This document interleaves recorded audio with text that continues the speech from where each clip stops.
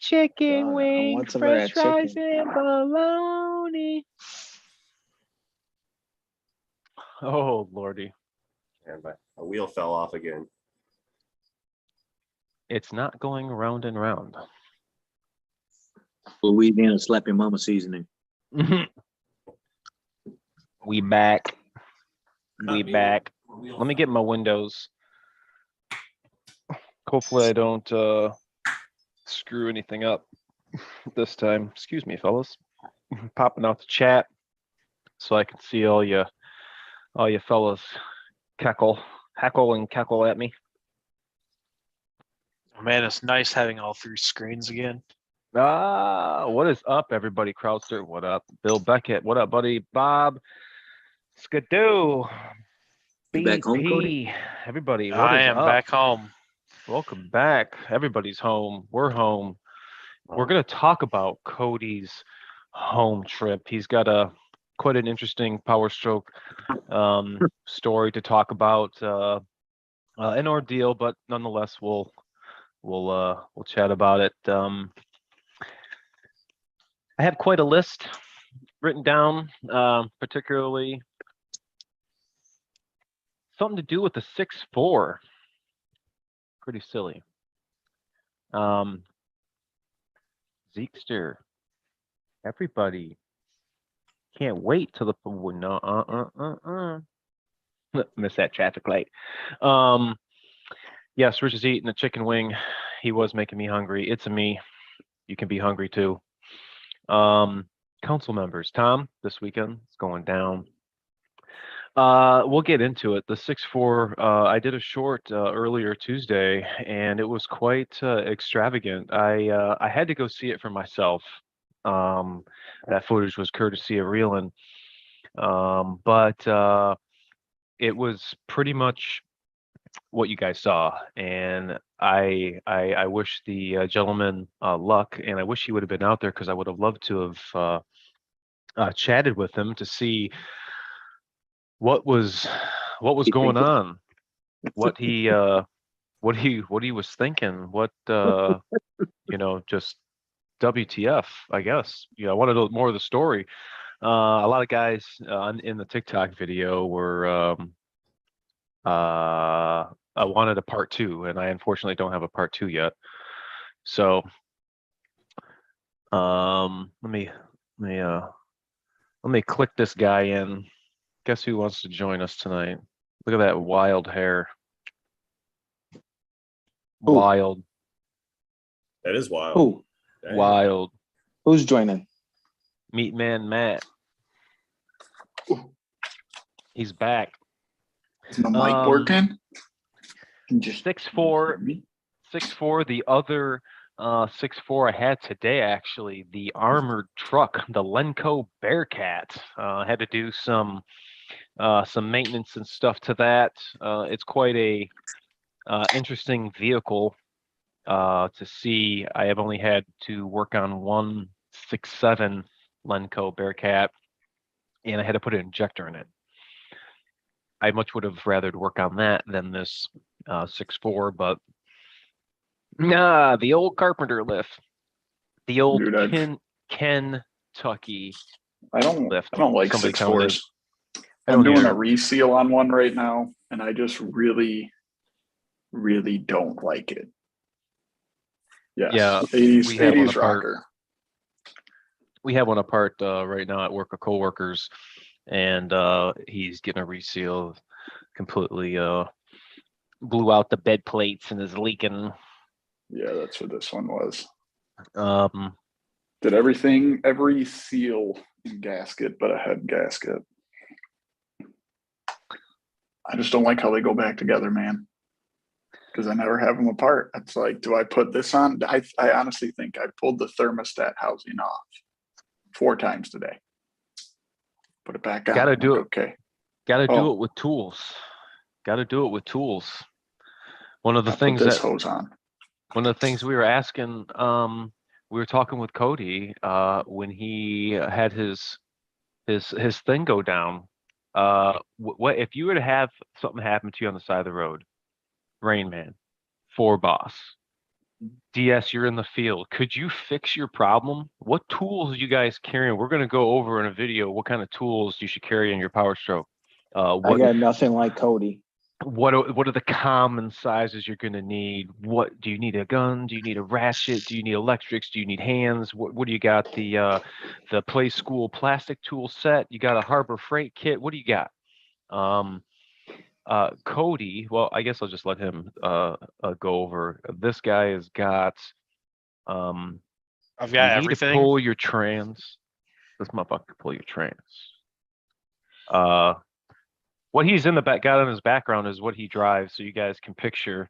But I guess Cody, go ahead and tell your 7.3 extravagant. We're going Oh man. from way up here in North Michigan. Well, he was to all the way into Florida, and I mean that's a long drive. And you know, I get a video chat. I'm like, man, he's gonna be riding. You know, got the tunes playing, and I see 4 walls. I'm like, oh no, this isn't good. Yeah, not good. What happened? Well, the first part of the journey was uneventful. Cruise control, 70-ish miles an hour. Got into Nashville, heavy traffic. Going around the outside of Nashville on the bypass.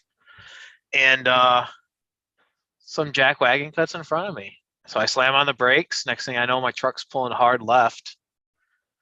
And I can start to smell brakes. So I start looking on Google Maps for an AutoZone off the highway.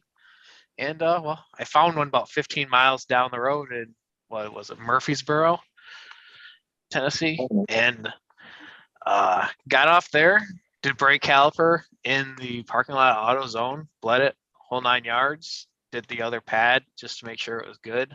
Went to leave the AutoZone, and somehow the radiator got smashed by the cooling fan. I don't know if I left something on the hood or on the radiator support, but when I got in the gas station to fill up, there's some red coolant peeing all over the ground. Called around, no radiator.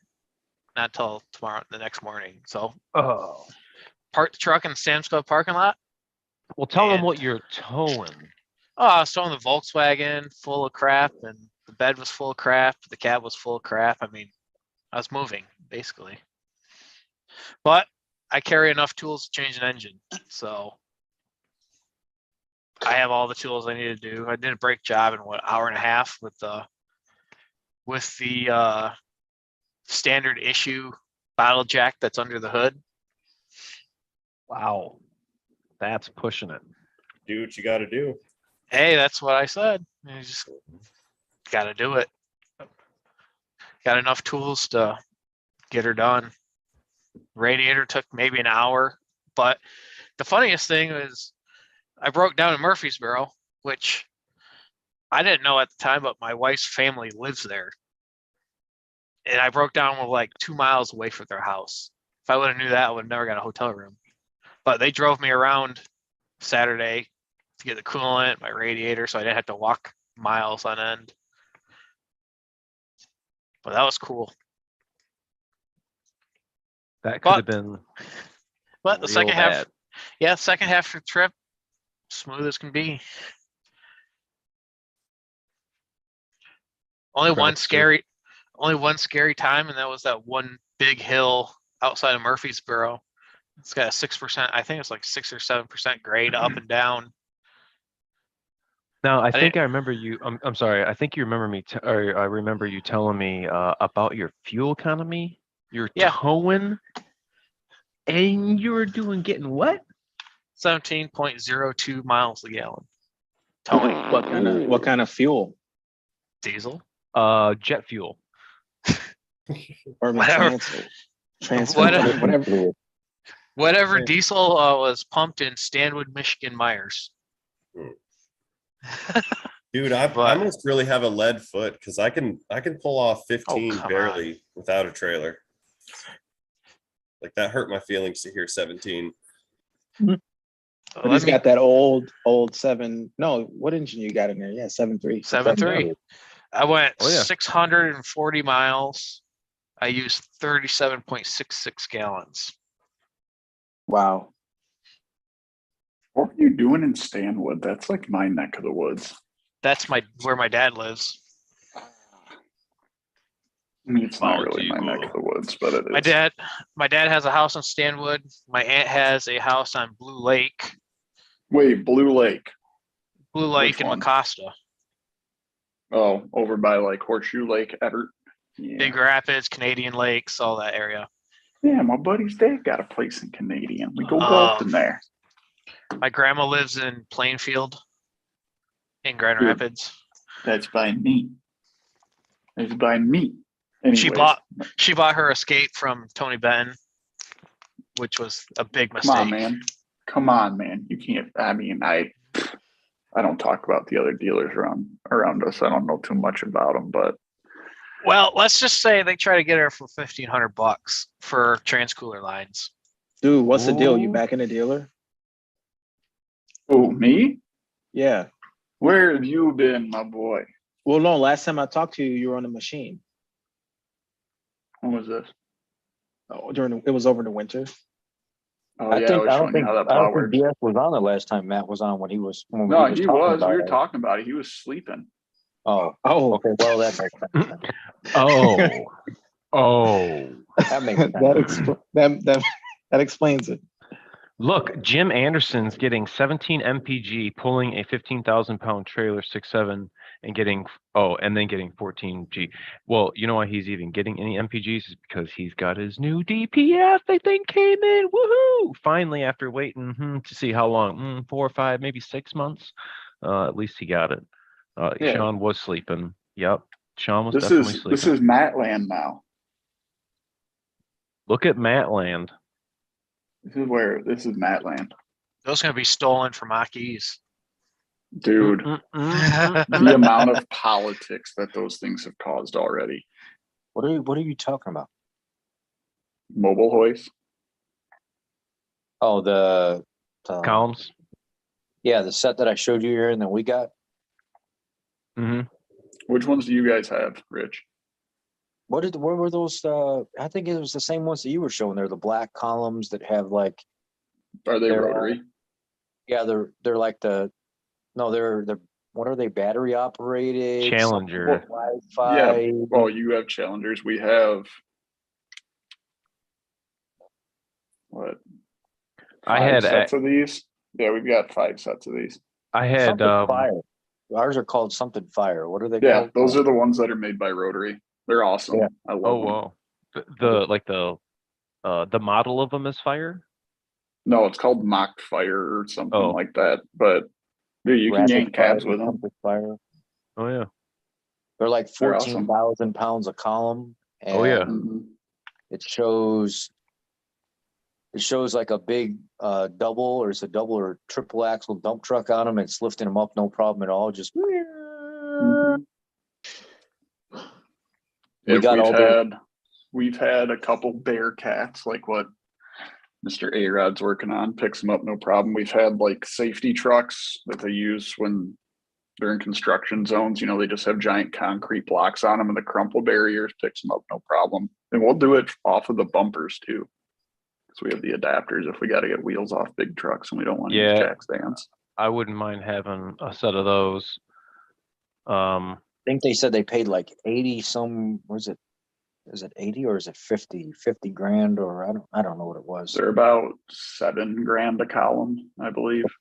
They didn't just get the columns, they got the columns and then they got like the accessory stand with all the hooks for the front bumper and rear bumper. And then they ordered a second accessory stand for all these different adaptions that you can put on the cab to do cab offs with 2 columns. And then they ordered like 6 more, what are they, 10,000 or 15,000 pound screw jack stands. They got the long ones, and they ordered 4 more short ones. They just kept ordering stuff because the diesel guy was like, I need all that. Yeah, we're trying to get even more of it. We've got all the jack stands, all the adapters. They actually make a drive-on adapter, so you can use it like a 4-post to do alignments and stuff on them. So Oh, that's wow. something we're looking at. Interesting. I had an interesting one today. I actually had to reach out and phone a friend, and had to call Rich. And I know we collectively, well, he probably gets more cop cars than I do because he may get, I think he gets a different, 2 different cities. Four. But four, wow. Yeah, But four or 5 different cities. I get a 21 today, and Interceptor, and it was giving me a hard time. I couldn't verify it at first. The customer's complaining that the service park brake light was coming on, and going through the pinpoint test, I finally got the code to set, and it said that the ABS module had this generic failure, and it didn't say anything in the pinpoint test about checking anything else. Go to lunch, and I'm sitting on, I'm like, man, let me call Ford boss, see what he says. And sure as shit, he had one come in and went through the whole same thing I was doing, put a HCU on this vehicle. My ultimate thing it wanted me to do is put a ABS module in, but the ABS module is the brake master cylinder, the brake booster, the HCU, and the ABS module. So it's like this whole kit and caboodle, like $900. And he was requested to overlay wires, and it was This just a is back- lot of, This was back when they first came out. Ford didn't have a lot of updated wiring diagrams for them, and pinpoint tests were missing. And the engineer, when he came out, the field service engineer was like, there's got to be a connector here. There's got to be a connector here. I'm like, dude, I'm not stupid. I told you over email and stuff when I was messaging you back and forth, where you guys are saying there's connectors, there's no connectors. So this guy had me rip apart the harness and show him like 2-foot section of where these connectors are supposed to be. There were no connectors there. So obviously it was all paid for at the time. So I have so much experience ripping into these harnesses on these new Explorers, because at the time they were still kind of confused on what was going on until everything got updated. So I was dealing with what Aaron was dealing with today early on, when there was like almost no help at all. it's tough. I'm very fortunate to have been a part of creating this community and able to reach out to him. And he tells me his ultimate fix was the electronic park brake switch. He tells me, I'm like, no way, man. His reasoning, and it was, explain what you explained to me. It makes, at the time of me diagnosing this and going through the pinpoint test, I'm not really thinking on this level, but now I know I need to take myself to this level. So Whack. they were kind of running me around, check this, check that, overlay this wire, overlay that wire, rip apart the harness, replace this, do this. And I was getting nowhere. And I had said something in the beginning like, let me just order a park brake switch. Let me just order the switch. Well, pull it from a known good vehicle and see if I don't have a known good vehicle. This is a $20 switch. Let me just order it. Well, that kept getting bypassed and getting bypassed. Now here we are 30 some hours into this, all M time, all paid by the manufacturer, all justified in all of the engineering report, the report to hotline, my write-up on everything that was going on. It was all there. And the engineer that approves everything already told me, you don't have to worry about it, man. It's going to get approved because we're working through this just like you are, because we're still confused. I came in one day and I was like, you know what? Give me the freaking switch, order it. I told the parts department, get it to me ASAP. I will pay for the switch if it's not the switch. And I, took apart the radios and stuff. I gained access to it on the inside. I took the bolts and stuff off, put the new switch and stuff in, applied the parking brake, released the parking brake, code cleared, went away, no more light. That's all it was. And mine was the micro voltage that drops in the switch is so small, and these new systems are so sensitive that the computers know when something's wrong. They know absolutely without a shadow of a doubt that something does not look right. And even if it's the smallest amount, it will flag a code. Something that my meter at the time could not pick up, the computer knew. And just by me unplugging that switch and putting the new switch in, activating, releasing, cleared everything, and it was completely fine. That's exactly what I did. Back. So it worked for you. Yep. I didn't tell you. I wanted to tell you on here. So I wound up getting a switch, and it fixed it. Now I immediately took it for a road test and drove it again before the end of the day was up, and I let the motor carrier guy know, and it was just unreal. I had told him I had reached out to you, and blah blah blah, was going through this, and it's like ultimately we saved the department some money by not having to put this module and labor and all for this switch. Questioning now, why is there nothing in the workshop manual or in the pinpoint test talking about maybe doing a test on the switch, or put a switch in it right off the get because it's $20? They need to have an SSM out for that, for this I agree. particular situation, because this is not just one time. This has happened with multiple other squad cars that have come in, and I know right away, if the pinpoint test ain't making sense, I'm not ripping harnesses apart. I'm not doing any of this. I'm going to justify it in my story when I write it to say, look, the pinpoint test didn't make sense with the situation I was dealing with. The characteristic of what the vehicle was exhibiting did not make sense. I use my professional judgment and what I do and the amount of times that I've been in these squad cars to go ahead and order a switch, and this cleared the code, and I got the customer satisfaction was my focus here. And I write it in my story. Customer satisfaction was my focus here. I put the switch in it. It fixed the problem. I released the vehicle.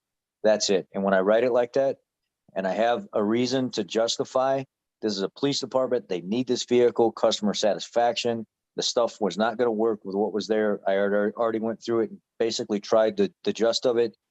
I knew what the problem was, and this was the fix. And I've actually told them, you need to have a service bulletin out on this to first, before anything, put a switch in it. Absolutely. We had just got an email back from Rich, if you guys remember, on the PTS. Remember Market Paid? You remember over on the left side of PTS, you can watch the videos, Market Paid. I reached out to the guys and he emailed me back and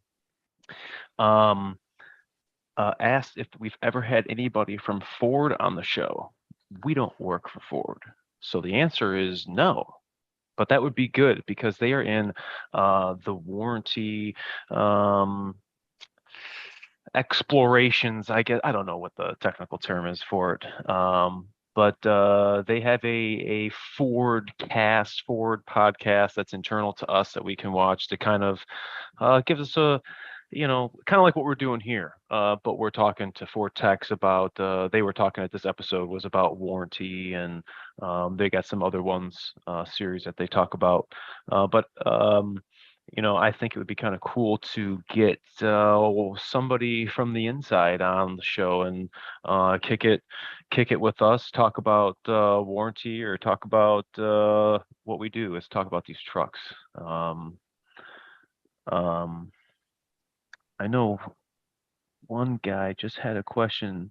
Oh, Dylan Aiken, Rayman, wants us to know about the brake cleaner pressure washer. It's more of an event rather than an item, actually. But I take my can of brake clean, and then I take my blowgun, and I, like Captain Planet, I just combine forces, and I've invented a clean pressure washer. Yeah. Okay, I do that with my oil filters. They trip out Good because combo. yeah.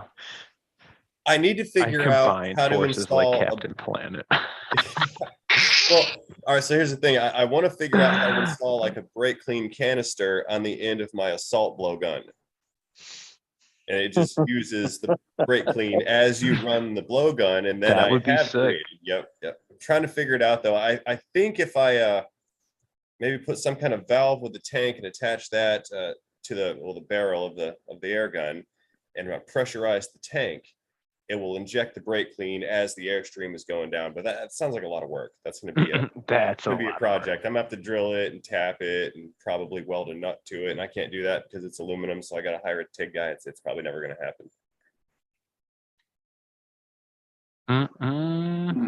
But I can Proof dream, of can't concept I? is all you need to do. That's true. Prove Well, that it it'll works. work. I You'll mean, make it work. It's like a paintball gun, except with chemicals. Mm. Yeah. Chemicalities. I'm sure the EPA would be all over that.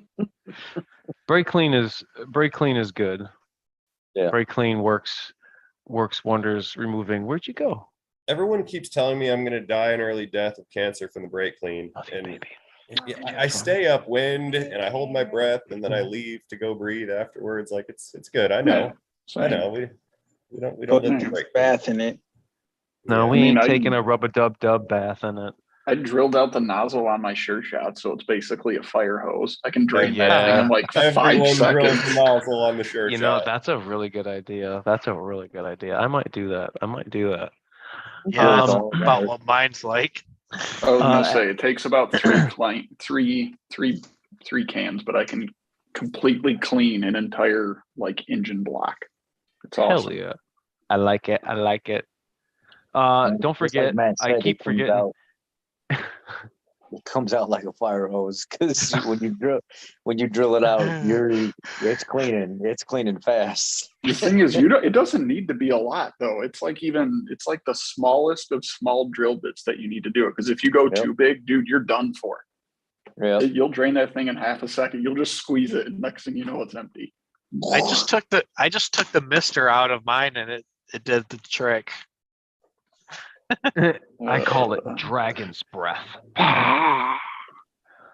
I keep forgetting to let you guys know about the after party. After Zoom, I'm gonna put my email in the comments. As we get towards the end, and you guys, if you want to join the Zoom session, you guys can. But I was also reminded by FBM himself to tell this very important Explorer ST something or other that I know nothing about the key fob and the camera Oh, yeah. and a license plate or something. Yep. You guys might want to listen to this because So pretty. I had a guy reach out to me and he says, "Hey, can you talk to me about any recalls that would have been on this ST Explorer? I'm interested in going to pick it up. I'm in the plans of talking to a salesperson, and I want to know if there's any active recalls out on this that I need to be aware of because I'd mentioned it and we were talking about a lot of different things and somehow it got dropped and it was never brought back up again. And I had brought up, I said, shoot me the VIN real quick. I normally don't do this for people, but I'll make sure, safety wise that you're taken care of. I'll help out the other dealer." And I clicked on the service history of this vehicle. Then I'm looking at the service history and it had the update for, what is that, Cody, that 360 cam update or whatever it is, it's something about it's to prevent blue screen or something like that. And you got to go up and you got to update the camera system in it. It had already been done, but it was also noted that it did not fix. There was no issue that was fixed. It actually went back to the dealer a previous time pinpoint test run, blue screen, and there was no fix for it. They didn't fix the problem. And then the vehicle got traded in somehow or whatever. And now this guy's got, he's interested in the vehicle. He went and test drove the vehicle and he messages me back and says, yeah, when we were driving, I had noticed when I backed out of the parking spot that the screen was blue. And the salesman told me, oh, the reason the screen's blue is because when we take the dealer plate, we put it on the back hatch and it covers up the camera. So that's why it's blue. They had no idea. They didn't catch it when they either took it in. Right. Yeah. And that was his quick excuse real quick to get out of it, to keep the guy interested and not feel like there was something retracting from the value of the vehicle. And I was like, well, I got news for you, but at this point, I feel obligated to share this with you. Here is the service history. That's had an issue with backup camera and blue screen now for quite a while, even before they owned the vehicle as a sellable vehicle back to the public. So you were. Why would kinda somebody like- think they could say something like that to someone that they can't just look at it, like walk back there? That's Yeah, when I mean, you do you- cover how it do up, you- the back of the license plate is blue, so it picks it up even though there's no light. Is it, Bro, it's is a it out different kind of stupidity? it's a different kind of blue. Like blue because there's no signal versus just blue because it's a blue license plate. No way. And right, and most of the time with something like that, it would wash it out and it wouldn't really pick up the color of what the back of the license plate is. Anyway, Exactly. the screen would be like black or like a dark color, not like a vibrant blue. Like there's obviously an electronic issue going on here. And I was shocked by this, and I was like, I don't like talking bad about other shops or other dealers, but when you have to be honest, you have to be honest. It sounds to me like you're being fed a line. It's not true. And if I was you, when you sat down to make the deal on this thing, because it doesn't look like there's anything else really wrong with this. There's the bolts that are fracturing at the rear end. There's that recall out on that, and when parts are available, and basically reprogramming the vehicle to when you put it in park, it automatically sets the parking brake, and then when you pull it out of park and go to reverse or drive, and you give it a little bit of gas, it releases the parking brake. So it's not such a shock load on the rear end of the vehicle because they're seeing the bolts fracture that holds the rear assembly, like the whole entire rear end assembly up into the subframe and stuff of the vehicle. So that is out on this. I don't know if they did the reprogramming or not on that, but that's a safety issue that needs to be taken care of, or at least addressed. Let them do the programming first and just realize you're going to be coming back in at a later date, because I think what they're trying to do is make a more robust set of hardened bolts to go through that. So I don't know if that was mentioned, and he said no, they never said anything about that to me at all. They didn't even let me know that that was pending or that it needed to be taken care of. And they didn't actually tell me that there was a service history of this camera trying to be taken care of before, and it was never fixed. And obviously it's still a problem. I said, well, I hate to be that guy, but if I was you and you really like that vehicle, sit down and use that as a negotiating tool. Ask them for the service history. Be like, hey, can I see any kind of work that was previously done before I purchased this vehicle? Because I would like that for my record as well, so I know.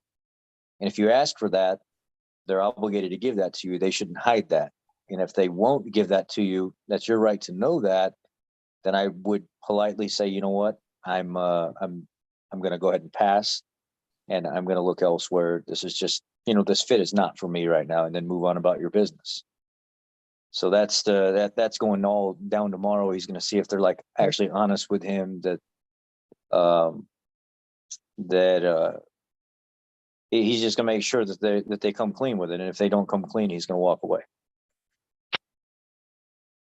Everybody hates shady stuff. That's the worst, especially when going to the dealer. It's like, man, that's how I hate the word dealership, and that's how they get that. What do you say? I don't want to say mentality, but that rap. So many people either are lazy, don't want to do their job and look up the correct information for the customer, or whether it be parts.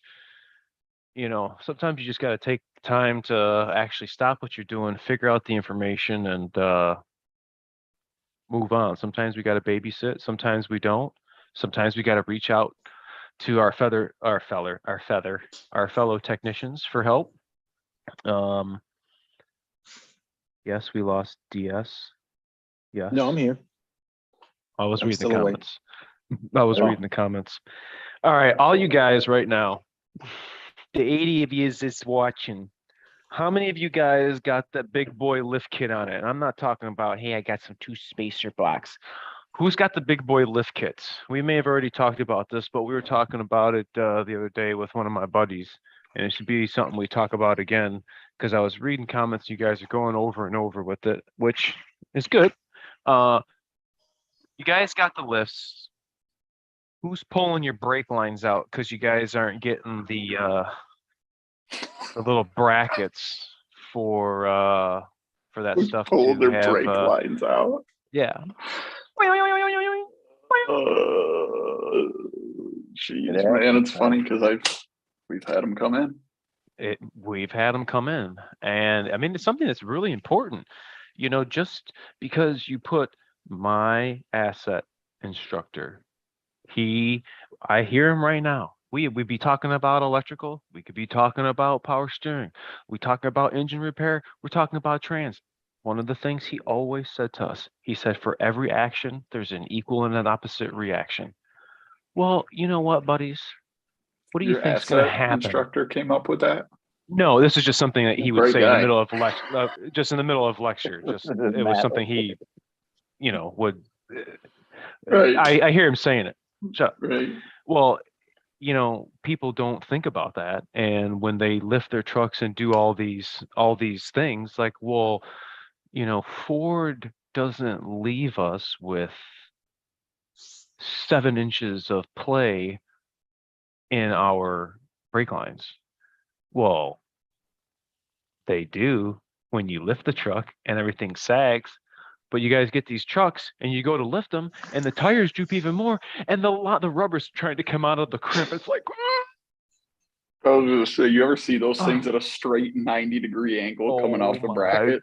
gosh. Just hold it on for dear life. You go to pick it up and you see fluid start to like just pour out of the lines. You know what really makes me scared is, you know, our hoist motor is on the passenger side of the truck, right? Well, it doesn't matter, but it's on the passenger side truck. So I'm standing here, I'm hitting the button. I'm watching the fender come up. I'm watching the tire start to drip, you know, droop down. And then I hear, you know, that frame spring. Doom, doom, doom, doom, doom. Oh my goodness. I'm like looking at the coil spring, like, what the man? Just what'd she do? Oh, come on, are you serious? Just leave it right there?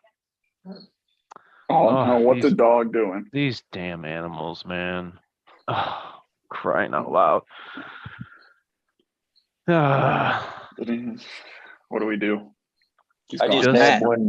Just I just had- PP all over. I Oh. just had one come in the other day where the guy had, it wasn't even like a huge lift, and it was a 6.2 limited that this guy uses for overlanding. Like he'll spend like a week off in like the forest and driving off road and stuff with this thing. He's got it set up with like water tanks and everything else and fuel tanks on the back of it. And he loves the thing. He just, that's the purpose of the reason why he bought it. He's got like that tent thing that folds off the rack in the back, and you can set it up off the side of the truck. And he likes to be gone for long periods of time. And he put a little bit of a lift on it, and the brake caliper locked up. And whoever put the lift on took the brake line off on the passenger side and relieved it out of the bracket, so it had some extra room to kind of flex and move around, so it wasn't stretched so much. But he left the one on the driver's side, and over time, it built up with enough rust and stuff inside that bracket that this guy was off-roading with this thing, and I guess he went to have like a suspension flex moment or something like that, and it really pulled on that line in that bracket, and it stressed it so much and thinned out that area that had so much pressure it couldn't slide a little bit back and forth, and that line started to stretch, and the rust came in and collapsed it the rest of the way and blocked that line off and locked up that caliper, and he had to be towed from being in a position where he was off road. He had to be drugged back in and then had to be put on a wrecker and brought to the dealership. And I had to replace the entire line and everything, take it back out of the bracket and all that, and set it up like the other side because it was too much of a lift, and they didn't take into consideration extending the brake lines or modifying them appropriately. I get stuff in like all the time where they don't extend the vacuum lines to the hubs. They don't reroute like the vent tube and stuff for the rear end appropriate, or the differential appropriately, and they don't fix the brake lines or modify the brake lines like they're supposed to adhere to the type of lift that they have, and they come in broke all the time. And just all kinds of stuff like that happening because people are doing this stuff and they don't set it up appropriately. Don't bend the factory line like the instructions on some lift kits say. It will pinch the line. That is true. Especially if it's like, everybody, well, not everybody, but the guys who have done the brake lines, it's like you could put it in, socket in the vise and, bend the line around the socket, match it up with the old one. And then you got those guys. Yeah, I can do it. Yeah. Oh, well, you're not going to unkink it. And that's exactly what. No, you will unkink it. You'll just have two pieces in your hand. Well, that, or you'll have two little pinholes. Rough Country makes great front line extensions braided. Rough Country, don't they also make like the line, the lift kit that you have to? I remember doing when I worked at the Ford dealer down in Louisiana, they had me put a lift kit on a platinum, and following the directions, you had to cut into the factory brackets that are on the frame, like the welded in. You had to cut notches, like big boxes out of them in order to get the new lift kit and stuff to bolt in appropriately. I absolutely despise the lift kits where they want you to cut into portions of the frame where it has like, I hated doing that. There was two of them I had to set up for them, and I had to notch the boxes off the side of the frame in order to get the new, like, what do they call that? The four-wheel drive cradle in the front where all the control arms and stuff mount to. You have to cut into portions of the frame that are not like the main support. There's brackets that are welded to it. I hate that stuff. Just bolt it in. Make I a know. complete. Every off-road company that does that type of stuff should just make a bolt-in kit where you're not having to cut into any part of the frame. You guys Now are gonna like this one. I did a job for the body shop. They had it was a lifted Chevy 1500. It's four-wheel drive, I think, like a 2018, and it got rear-ended and had some frame damage in the back. Now, the key part here is this thing was lifted, and it had one of the types of lifts where you had to cut out the K member, and then they gave you another giant unit, and you bolted that in its place. Well, we order a junkyard frame for this, like salvage wrecking yard frame, because their insurance company was being super cheap. And this thing showed up bent and destroyed, or the wrong one. We rejected it at the gate. We finally made them order a new one. They order a brand new one, and nobody had put two and two together at this point that this truck was lifted and it had the frame cut. So I get this brand new frame sent in from GM. It's got the wax on it. I mean, it was set up perfectly on a jig so the wax wouldn't get smeared in transit. It was an ordeal to get this thing. And I get these things set up next to each other in the two stalls, and it occurs to me that it's lifted, and I've got to cut the frame on this, or I've cut this brand new unit like that. I'm looking at it in disbelief. I'm like, I can't do this. Like, it's just everything is wrong about the situation. And I conceded I had to do it, but it was one of the scariest moments ever, taking a brand new, fresh off the truck frame and just going at it with a Sawzall. Just, here goes the cross member. Goodbye. Like, it's over.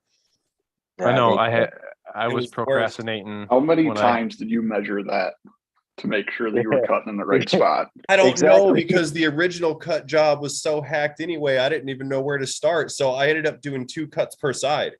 I made one just to get the piece of steel out of there, and then I brought in the replacement, the lift kit cross member, and kind of eyeballed it and sort of marked it and scratched the frame wax off, and I just kept making cuts closer and closer to the mark. It wasn't a Until it one cut fit. deal. Yeah. That's one thing you won't find on a Ford is frame wax.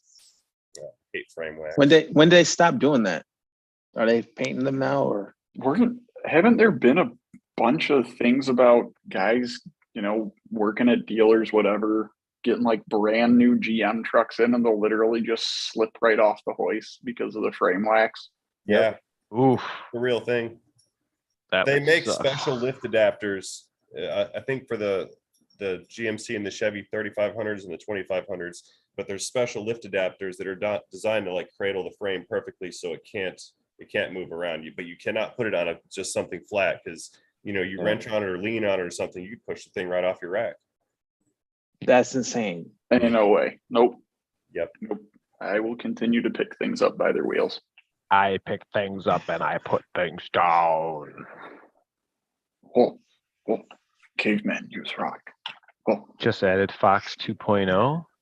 But no, what Matt said Oh. was when I first did my first one, I was so freaking nervous. I was like, okay, up 2.25 over this.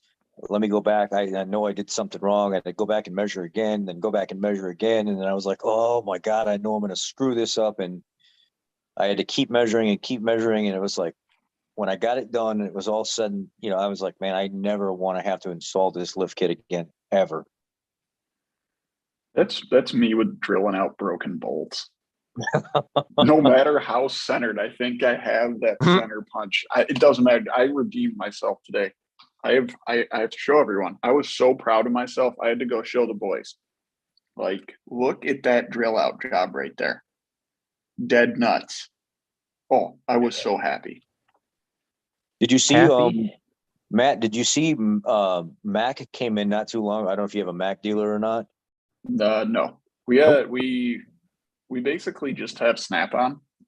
We had a Cornwell guy, and he said he wasn't doing it for the money, but then he'd beg us to buy tools from him. So now he's doing Gear Wrench, but now we got Snap-on and Matco. And anyway, Mac came in and they had a little pouch and it had these center punches. And I think, I the don't ones know. that fit right in the hole. No, it was it's a sleeve with a spring in it. Oh yeah, and These are And you little pull it back. wrenches?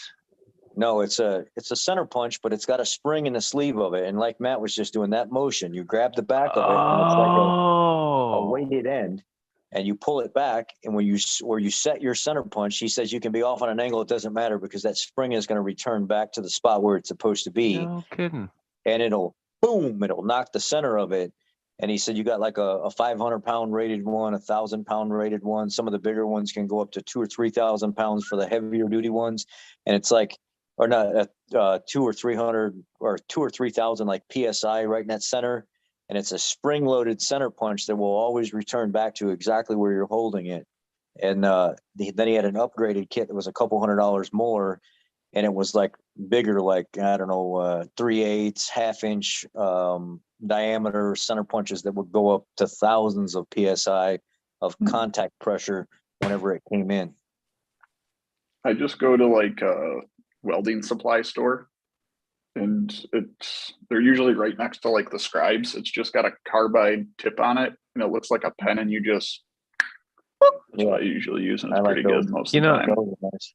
No, that sounds familiar. I think I've seen a smaller one. I know Snap-on away had from- them, but I don't know if they probably still make them. You're lucky. I got to away get from me. drilling and tapping anything. I don't drill or tap anything anymore. I was telling Aaron about it.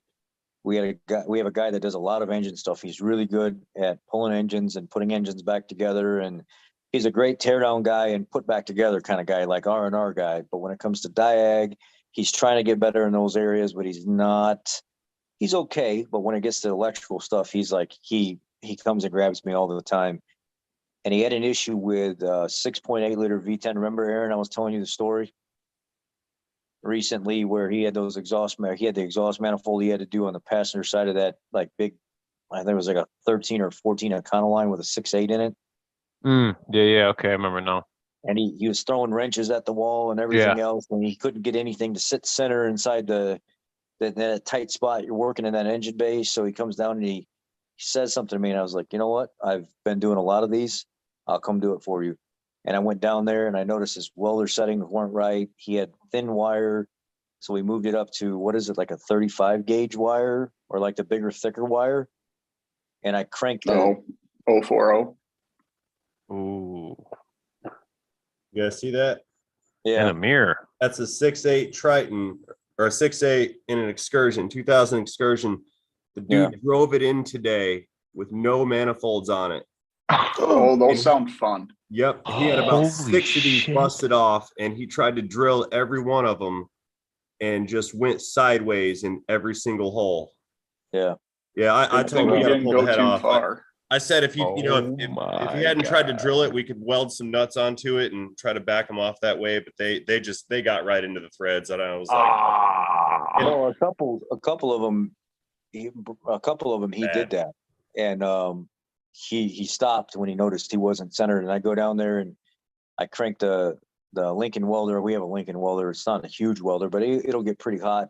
I went up to the bigger wire size, turned the feet up to like 4.5, 5, and then cranked it all the way over like D. And I think the highest setting you can go to is E. So I put it on D, and I kind of wedged my big body in between the knuckle and the. I can get in some pretty tight spots for a big guy, and you can hear right away just that glorious sound. As soon as I got in there, buzz,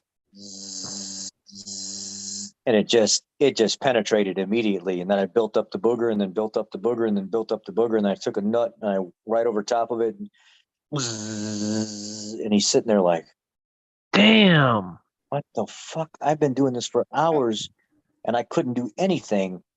25 minutes, I had all 4 or 5 studs welded, extracted. And since I've been practicing more and more with my getting the heat right, the wire size right, Just the like feed this. right, I don't ever have to go back to drilling and tapping anything anymore. I weld a nut on it and I pull them right back out, and they're deep below the head. I've not had a single failure so far because I've been getting so many 5/4s. This is gonna sound really goofy, Rich, but if you build it up and get it like flush with the head, and then you take a washer and weld the washer to the stud, and Yeah. then weld the nut to the washer, every time comes right out. Yeah. I see a lot of guys doing that, and I tried it and I was Say that successful. one more time.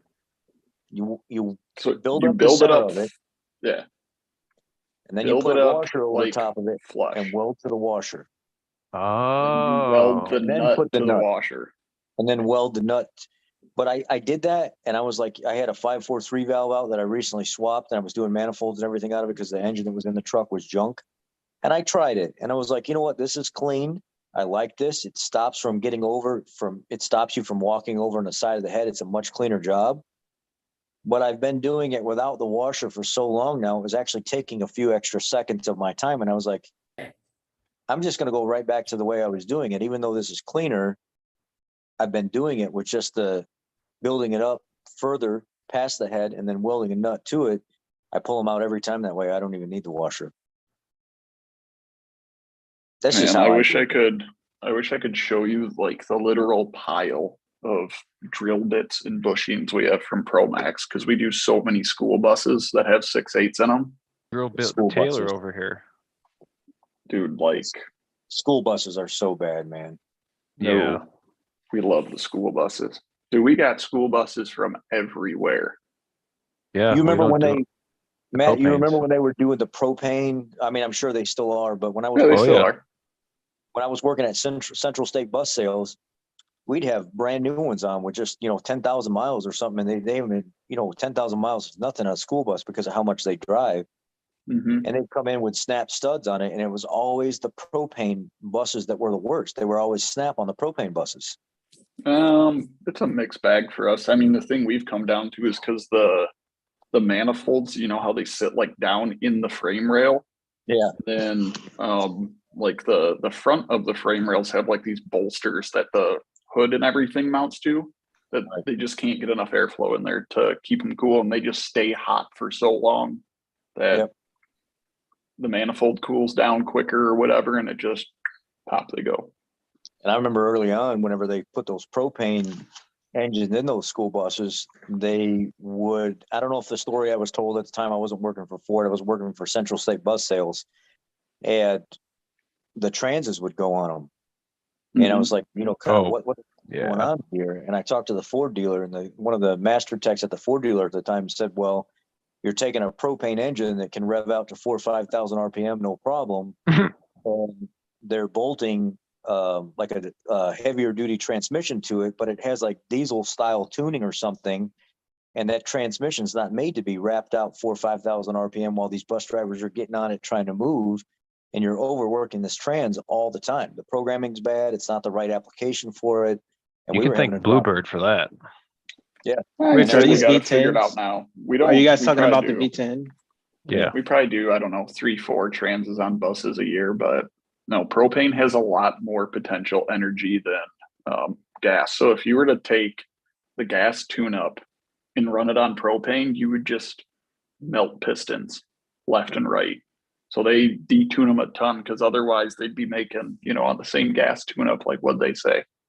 The engineer from Roush told us, they're like, yeah, if we did the same gas tune up, we'd be making like 700-800 horse out of these right now, or something ridiculous for the amount of fuel that they're spraying. Right. If it could stay Are they together. more- are they more Cody efficient? could probably tell me more. You get like better mileage with it. I think they do. They're just a pain to work on because, dude, you crack those tanks open when you have to do fuel pumps on them. They reek. Yeah. The whole shop just reeks Oh, like propane, man. even though there's nothing in there. Aaron, you know exactly what I'm talking Oh. about. So the on those B10s, are the exhaust manifold studs kind of small, kind of skinny? Yeah.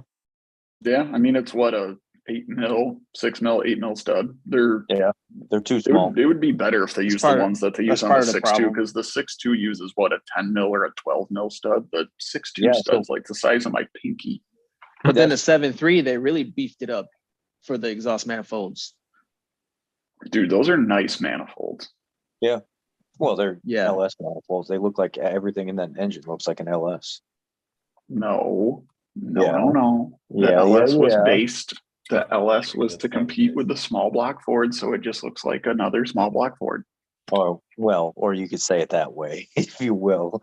But when we had that lifter failure and I was pulling everything apart, I'm looking at this and I'm like, what the hell is this? This looks all super familiar. Why does it look like LS6 lifters and rockers and push rods and manifolds? And I was like, What the fuck? this is crazy, man. It's the same like plastic buckets that hold everything in place. And I was like, this is like deja vu or something. Why am I seeing this and thinking Chevy while I'm looking at this? How many guys? Because you haven't seen a push rod V8 from Ford in how long? How many Right. of you guys have a 7.3 in your 96. Super Duty? 97. Not the gas one. Anybody got the new gas 7.3? I know I DS was gonna has say, one. where's reeling at? But you got the F-150 now. DS has one. I have done 4 front crank seals now. I don't know if it's something that's popular with these now, but I would recommend any of you guys posted it on the Tremor forum that's got the 7.3s. Just to be cognitive of looking underneath the truck, just look underneath the crank pulley and see if the front cover / aluminum oil pan doesn't look like clean aluminum. If it looks all oily, it's a good chance your crank seal is leaking. We have a 21 and a flatbed wrecker. Go check your crank seal. And I would venture to say that you probably would be a good candidate to have your TCM cam reset and maybe your adaptive learn values, because I bet you have some sort of harsh shift from park to drive to park or whatever. No issues yet besides exhaust from the frame stretch job. Okay, all right. I have both 7.3 guys say that they absolutely love the engine. It pulls whatever they need. They didn't need the diesel, so they opted for the 7.3. It does what they need. I Dude, haven't really. They're bad anus. I can't wait for U-Haul for those to start showing up, right? But once U-Haul starts selling those off, and then I'm like, you know what? I need a truck to pull around my race car, and I got this big old 7.3 inside this old U-Haul that I turned into a ramp truck that I'm just gonna straight pipe and blast everyone with. Those things, we get U-Hauls with 7.3s in them, and whatever exhaust they put on them from the factory, these 7.3s, Dude, they sound mean. Have you heard a 7.3 school bus? I don't think we've gotten one. Dude, they are loud and they sound so good. They have a little bit of a lope to them. Wow, yeah. So on the pickup truck, the exhaust, it's like 2, and then it hits the muffler, and then 1 comes out. I'm like, this ain't right. It needs to be 2 coming out of there. So Then it would DS sound right is on the already pickup thinking truck. about the next mod. Oh, You know yeah. what I saw the other day? I saw a guy with a 6.2 and he wanted to talk to me. Like, I think I was on my bike.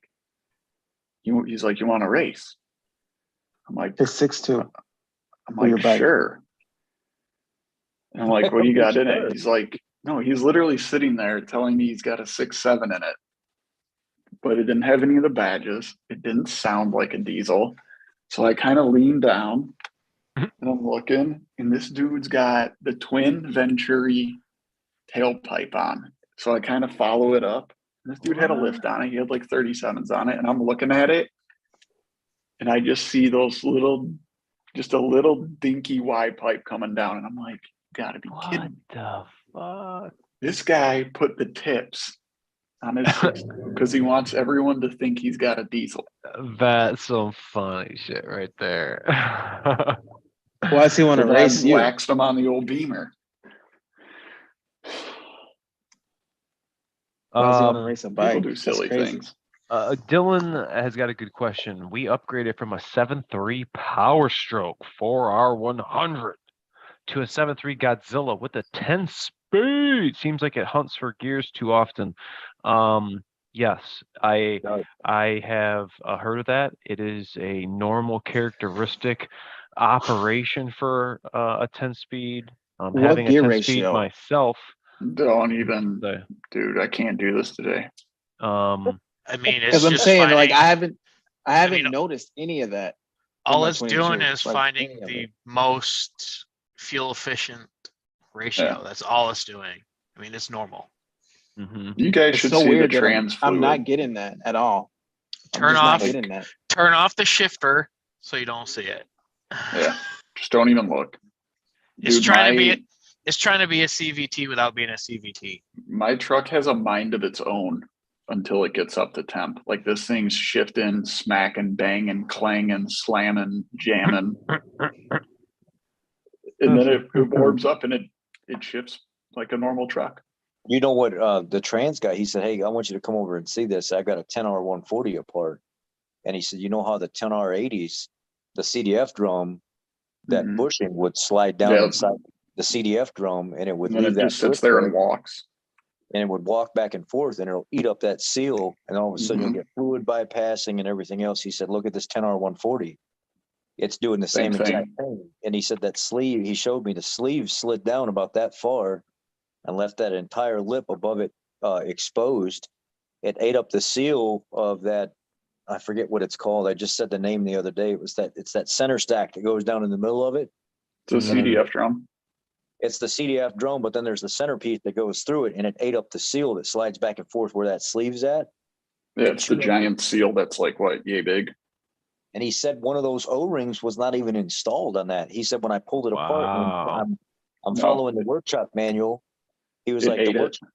the workshop manual was saying that there needs to be these two O-rings put back in place. And he said, I'm looking at this giant O-ring that's supposed to be there. And one of them was there and the other one wasn't even there. And he said, normally when I do these, they'll be ate up and chewed up in pieces inside. There's no anything. There's no witness of there being chewed up pieces at all, as if this O-ring was never even put in here. There's no debris. There's no nothing. It's just Wow. gone. So it was the first time I was actually able to see a 10R140 with the same CDF characteristic that the 10R80s had. And he was like, look at the scoring and stuff on the old unit and then look at the new unit. And I was like, wow, have they implemented a new provision to keep that sleeve in place or anything? He said, no, it's still the same sleeve. There's been no update, no nothing. So I'll build this, put it all back together, and then see the customer again in a year or two when it's failing and slamming in gears and stuff again. It just made me think of something. And I have you guys been having like issues with the shippers of large items like powertrain units, like engines, transmissions, cylinder heads and stuff? With what? They come damaged. Yeah, like Oh. dude, I got two things on this. One, we ordered a cylinder head for a 6.8 and it literally came wrapped in, there was no box. They FedEx cut out like the part number and the shipping tag and literally took the cylinder head and wrapped it in a trash bag or black cellophane and wrapped it in tape. It looked like a giant brick of cocaine and gave it to us. Yeah. I had a Mm. front axle for a Ranger. They had to order 5 times because it came in broke, and they were just coming in cardboard real? boxes. The other one must have, I think it was about a year ago. I was putting a 6R140 in a truck. And the parts receiving guy, the guy that, did all the shipping and receiving, pulls it out and he's like, Matt, you might want to look at this one. And I'm like, oh, Jesus Christ, Randy. So I walk up to the box and dude, it's wet. I'm like, did the guys at the reman not put like the plate on to keep the converter in, or what the hell happened? So I opened the box up. It literally looked like they took a mountain pass with the most rocks they could find and just let this thing bounce around in the back. The bell housing was cracked in like 5 different spots. The case was just mangled. What the Yeah. fuck? It was laying on top of the converter. I think the pump was like trying to escape because it didn't want any part of it. It just wanted to go home. Yeah. But I want to like, what's the worst thing you guys have seen? We're having a major problem. We've had this Raptor. It's an older Raptor with a 6.2. The customer okayed the engine replacement for it, all CP. We Wow. ordered the thing. We ordered it a year ago. A year ago? The engine came in. The oil cooler mount was snapped off. The oil filter was laying down on the bottom of the box. The box had been, it was like tore in 10 different spots. All the wooden crate that holds it up and stable was all busted in pieces inside. So they had to send it back. Then they ordered another one, and now there's no ETA for the other one. Oh my This gosh. fucker's been sitting in the parking lot Dude. now with no engine. Wow. Rotors rotten on the thing, probably calipers seized up on it and everything else. And I look at this thing every day and I'm like, oh my God, man, what are we doing, man? What stuff all the time. And it's not even just through Ford. Like I ordered a MagnaFlow exhaust because I'm trying to tie up the Dodge. And it came in today right off the UPS truck. I'm standing there because, I just happened to see the guy pull up and I was like, I know this MagnaFlow cat and this mandrel bent piping and everything else. It's all one unit in this big tall box. And a guy hands it to me and I stuck my arm right in the box as he was handing it to me because there was this big gaping hole there. And I look at the bottom, the thing's been dropped and everything else. There's big holes and stuff in the box. I'm like, what the hell is this, man? This is with everything that's shipped that's big. They just don't care. It's destroyed. No, I get nervous when I order stuff now. Like I got Telling a me. luggage rack for my motorcycle that I just bought, and I wholeheartedly expected that thing to just be bent and not fit. Luckily it wasn't, but I got a free exhaust from FedEx and MBRP on my 6-liter because it looked like they ran it over with the truck when I got it. I had to replace a power steering line on a F550, and this has got a PTO on the engine, and somebody ran the power steering hydro boost lines on the outside of the steering shaft. So the steering shaft's going between these lines and is tearing up both Wait, like in inside. between they undid the lines and put it around it. Yeah, so like you got the big U-joint coupler of the steering shaft, and it's That's going, impressive. and it's just fluid. I mean, now it ran a hole through it. So I mean, I see what I need to do. I put fluid in it. See, okay, I got to replace these lines. So it was a real snot to get the line from behind all the bracketry and everything that they had on it, and I get the one line out, put the one line back in, no problem. And I'm saving the bastard line for last. Should have did it first. Oh, And always this do is it the one first. going all the way to the power steering pump. So this is going up to the brake booster, does a little loop, comes down past Oh yeah, the steering does a shaft, little U, goes back go up. back up. I got it. I've ran it up along the steering shaft, and I got the one side dangling down the prop shaft just so that it can be loose. And I'm working around this to try to put it up to the engine. I'm starting to sweat. I'm starting to get kind of aggravated. What the hell's going on? Unbeknownst to me, let me grab the old line and mock it up. I'm looking at the you got the titty going into the power steering pump, coming off my hand. One foot's like this and the other foot's like this. I'm trying to get this clocked in the power steering pump. No wonder why I didn't think to look at it before. I'm like, it looked fine. Well, I didn't look at it that close, and it's my fault for not realizing that right off the rip. But we're talking about these bad parts. Like, who in the hell crushed this thing? WTF? Yep. It's unfortunately something we gotta deal with. It reminded me of some trans cooler lines that were clearly way too big to fit in a parts cage, like what Holman or Ford uses. I remember Randy pulling these things out, and it looks like, they were for a Super Duty, so they're like what, a mile and a half long. And instead of, just putting them in the back of the truck, I don't know if it was the driver or whoever, dude, you could see there was a boot mark on the back. They just took them and just stomped them and folded them over and jammed them in the cage. We'll get it there one way or another. Like, here's the lines you wanted. Sorry, they're not going to work, but here they are.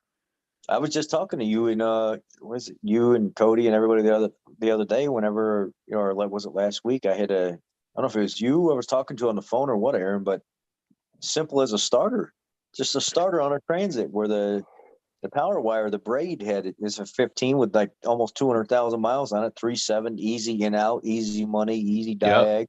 I'm thinking, this is how I want my day to start. Nice and easy, just like this. I'm tired of thinking. I'm tired of electrical. Let's just psych. Yeah, and I go out there. The bolt breaks off in the starter, and then the other one breaks off. And I'm thinking to myself, you know what? It broke off in the starter. It's not that big a deal. We keep these in stock. I go in and get the one starter we have on the shelf, and I see the side of the box where it's supposed to be flat. It's all crushed in, and then it comes back out. And I take the starter out, and then the post is like, and I'm like,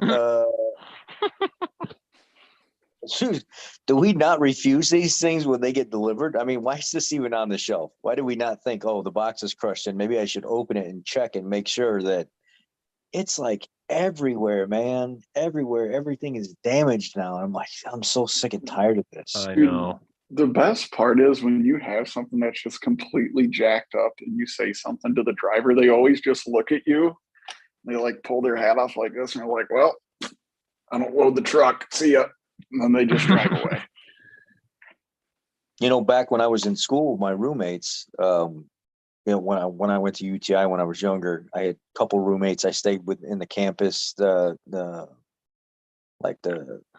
apartments that they would have contracted out and stuff like that. They would work at, one of them worked at FedEx and the other one worked at UPS, and they had the same stories. They would have to go in early every morning to get, the truck loaded and stuff like that.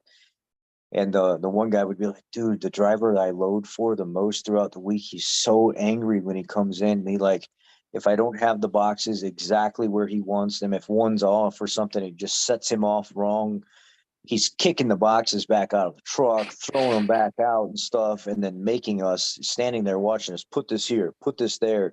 And the way these guys treat these items when they come in ticked off in the morning, if they're not happy and had 2 or 3 cups of coffee, man, everything starts getting kicked and slammed into the wall and stuff like that. I'm like, dude, don't be telling me this stuff, man. What? And the other guy that worked for the competition said the same thing. Dude, it's every day, man. They get so mad they just start throwing boxes in the back of the truck. This goes there, it doesn't go over there. And I'm like, dang. What? And he's like, yes, the stories you hear are absolutely 100% true. And we only get paid like $17 an hour to load these trucks, and it ain't worth it. Both of them ended up quitting within just a couple months of working there. Yeah. Yikes. So next time your shit's broke, now you know. Honestly, the Oh, every company that I've found so far, and when I'm ordering expensive, like $30 Ford racing filters, $40 VP racing filters and stuff like that. So I'm looking at these and they show up and the boxes and stuff are all crushed. Is I don't have as much of an issue with FedEx and UPS as much as I have with USPS. Oh my God, man. The stuff that shows up through the regular postal service is a freaking disaster. yeah. That's if you get it. Yeah. Fragile is French for kick it harder. Fragile. Fragile. I talked to the lady at the manager at the post office outside of Dundee when I went there. And I said, I've been ordering thousands of dollars worth of stuff for like YouTube reviews and my project cards and stuff like that. Why is it whenever I get the product from USPS that it's completely trash? And I brought the filters in to show her these expensive filters and stuff that I was buying for reviews and to use them and stuff like that. And she said, honestly, you think it's us, but it's not us. It goes from like Amazon or Jegs or somebody else like that.